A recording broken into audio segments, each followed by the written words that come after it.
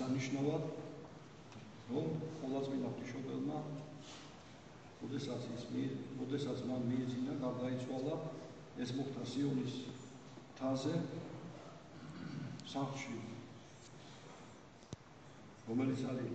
ძალიან განსაკუთრებული სახლი. ეს არის სახლი, სადაც უფალმა პირველად აზიარა თავისი მოწაფეები, საინტერესოება სადაც მოხდა. ეს არის სახლი, სადაც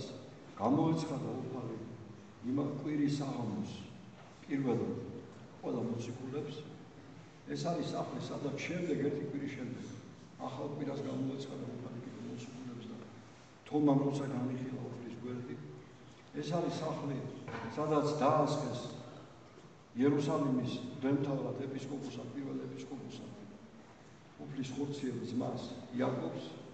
ეს არის სახლი, სადაც არის საფლავები ყოვლადიდებული წმინდა დავით წინასწარმეტყველის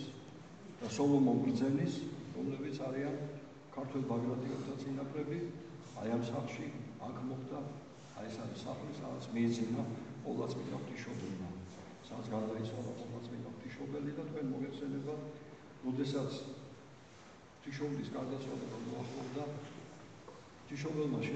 შეეველა უფალს თავის ხოლოშობის ძეს, ყოვლადწმინდა საიმეს ერთარსება ძეს, რომ ჩამოდიო შვილო და დამიცავიო ბოროტსულთა თავხედობისგან, მზაკვრებისგან. და აი მაშინ უფალი მთელი ზეციური ძალები, ყველა ანგელოზები ჩამოდის დედამიწაზე და თქვენ იცით, აი აქ ჩამდება ღვთისმშობლის მიძინების ხალხი, ის მიიღებს ყოვლადწმინდა ღვთისმშობლის სულს, თავისი ყოვლადწმინდა ღვთის სულს და ზეციურ სავანეებში, ზეციურ სამყოფელში ახლავს. თქვენ იცით, რომ ყოვლადწმინდა ღვთისმშობელი არის ყველაზე დიდი ქმნილებათა შორის ყველაზე ამაღლებული და ყველაზე პატივდებული. ის არა მარტო ადამიანებზე მეტია ჩვეულებრივ ადამიანებზე, ჩვენაირ ადამიანებზე, თუნდაც ძალიან დიდი წმინდანები რო იყვნენ, მოციქულები, წინასწარ და თავად ივანე ნათლისმცემელი, ის ყველა ანგელოზებზე უმაღლესია, თვით სერაფიმებზე და ქერუბიმებზეც კი.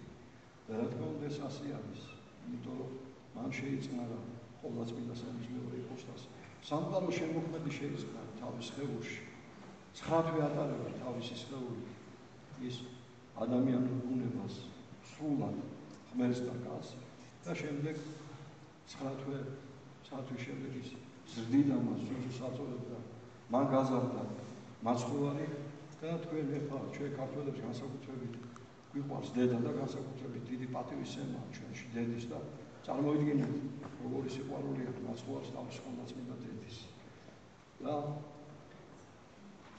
აი ჩვენ ბედნიერები ვართ ქართველი ხალხი,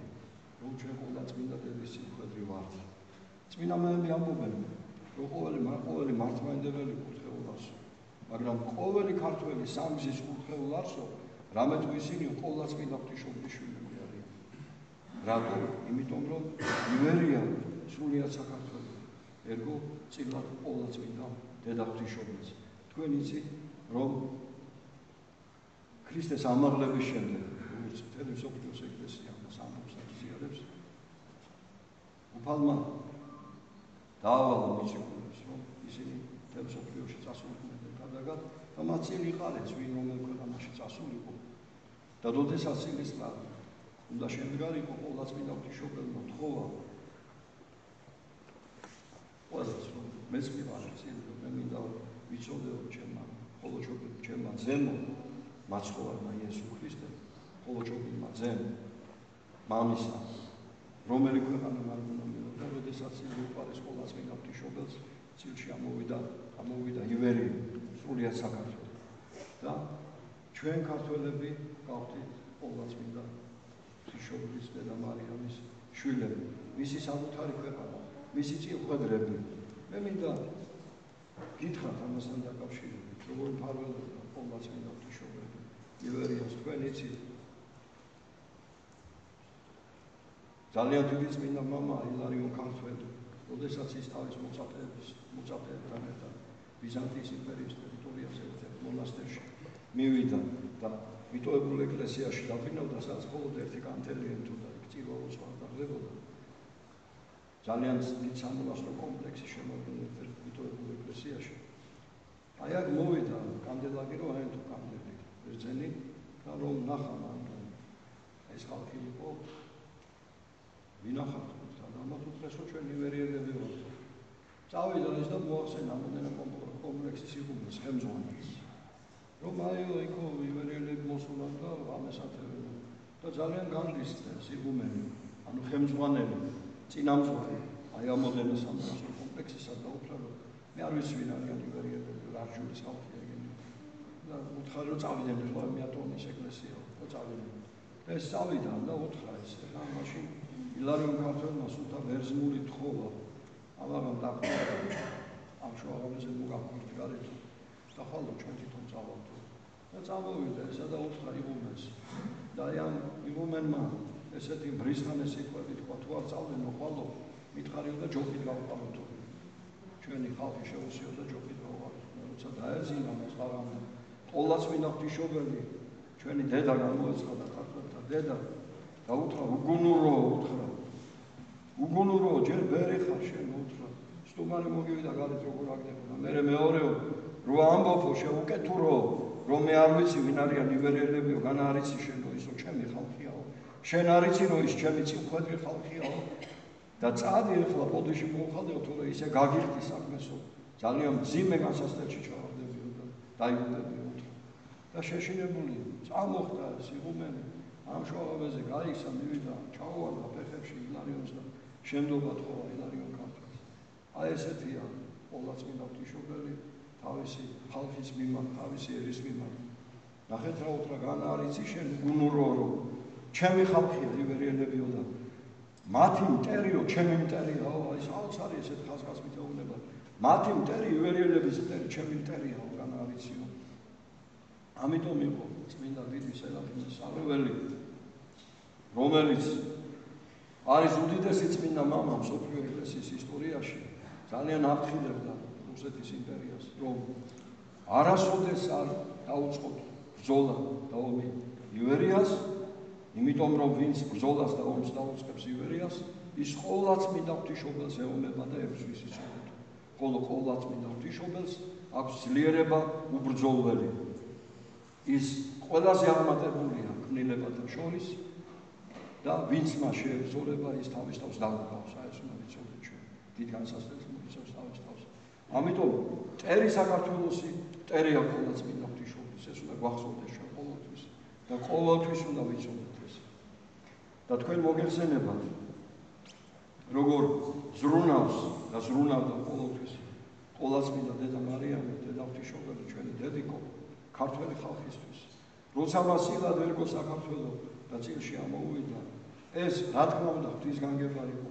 ეს არა კასტაგან არამედ ღვთისაგან არის ეს არა ჩვენი დამსახურებისათვის რამე თუ ჩვენ არ არა ეგვიქმნიეს კეთილი ღვთის წინაშე არამედ ღვთისწყალობაა რათა არავინ ითრაბახოს და არავინ იამაყოს ეს ჩვენი დიდი პასუხისგებლობაა ისევ როგორც ადამიანს რომელსაც დიდი სიწმინდე ჩავყარდება დიდი განძი მას ძალიან დიდი პასუხისგებლობა ეკისრება როგორც წერია ნეტარ არს სიწმინდით შემნახავნი ანუ შენო უდიდესი სიწმინდე მოგეცა ნეტარი ხარ შენ თუ ამ სიწმინდით შეინახავ და ვაი შენ თუ არ გაუფრთხილდები მას და უგულისხმო იქნები უკეთური იქნები როგორც ესავი რომელსაც ჩაბარდა უფლისგან პირმშოობა ის უნდა გამხდარიყო ისააკის შთამბავალი უფროსი ბიჭი უნდა გამხდარიყო ქრისტეს ხორციელი წინაპარი მაგრამ თავისი ხორციელი მიზრეკილების გამო თავისი უკეთურების და უკუღმართობის და მცირედ მორწმუნების გამო ერჯამ ოსპის მარშვალში გაცვალა პირმშოობა როცა მოვიდა ნადირობიდან დაღლილი მართალი იოსებ შვენიერი ოსპის მარშვალს გარშავდა ეს იოსები იყო უდიდესი სულიერი ადამიანი თავდაბალი ძალიან ერთგული საღვთო გამოცხადების და ღვთის აღთქმის რომელიც მან აბრაამს მისცა უფალმალოდ შენი თესლისგან იკურთხება დედამიწის ყოველი ტომიო და როცა მოვიდა ის ესავი დაღლილი და იოსებმა იცოდა მისი სულიერი მდგომარეობა, რომ ის იყო უპასუხისმგებლო ადამიანი, რომ ის არ შეიძლებოდა ყოფილიყო აი ამ აღთქმის მემკვიდრე, იმიტომ რომ ის ამ აღთქმას ამ სიწმინდეს, სამყაროში ყველაზე სიწმინდეს ვერ მოულიდა და გაფლანგავდა და უკეთურებით მოეპყრობოდა, მაშინ ესეთი რამე უთხრა, მომყიდე შენი პირმშობაო უთხრა და გაჭრება მოფსის ოსპის მარჩხალსო. იმალო თქვა მაჭამო. და ნახეთ რა საუბრობენ ეს უკეთური და უკუღმართი. რა დროსო პირმშობაო, ყტები შიმშილით, მაჭამეო ეხლავე უთხრა. და მაშინ მიცა, შემომფიცე უთხრა. და მან შემიცა შენი იყო